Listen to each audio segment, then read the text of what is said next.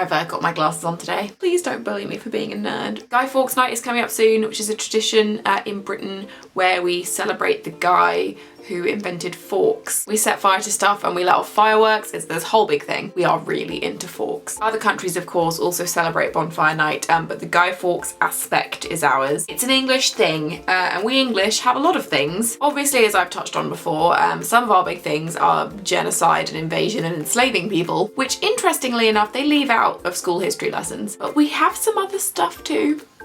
Let's crack on. The Queen. When you forget about all the money and the palaces and the heirlooms, she's just an old lady with a really good hat collection. Truly excellent hats, Liz. And then we also have the royal family, by extension. Not all so good at hats, unfortunately. Lots of people are very angry at the royal family because they live very privileged lives and they don't really do much except have babies and weddings. But I think we peasants are forgetting that we should count ourselves lucky that we're not being burnt at the stake or thrown in the Tower of London for showing our ankles or whatever. Thank you, sweet royal overlords. We have a lot of historical buildings and monuments. We've got some bridges, they're all pretty good except the new one we built that was all wobbly. We did fix it, but then Death Eaters destroyed it in the 6th Harry Potter film. I don't know why they couldn't have done that with special effects. It's going to take ages to rebuild. There are some arches, we've got a marble one. There's one under a train bridge with a Nando's in it. That one's quite good. I like the chips. We've got statues of people, war people, non-war people, mostly war people. Lots of swords. There's a massive blue cock too. I'm not lying, Google that. Well, maybe don't Google massive blue cock because you won't end up in a good place. Well, depending on what you like, it could be a good place. Anyway, statues. We've got Russell Brand, who apparently went on Newsnight the other day and said some interesting things. I was on Newsnight once. It was great. I spent the entire time worrying that my shoe was going to fall off my foot. The thing about Russell Brand is, I think that at his core, he probably has, you know, good beliefs and maybe some interesting things to say.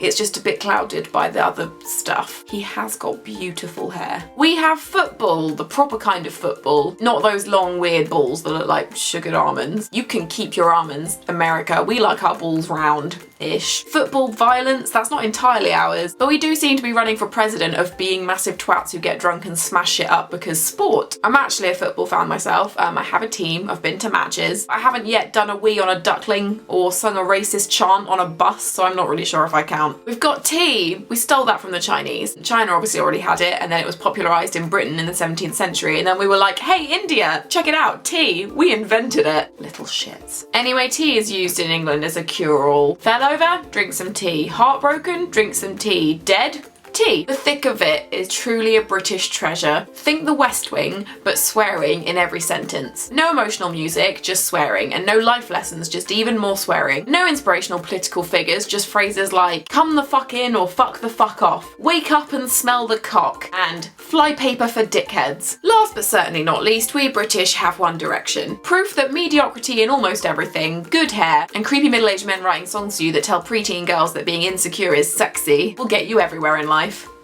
Please don't let the One Direction fans find this video. Just realised that I used British and English interchangeably in this video. Comments are going to be fun. If you feel like writing something that's not having a go at me for misusing English and British, why don't you answer the question for the comments for today? The question is, what rich traditions come from your culture? Because I mean, we've got the blue cock, so beat that.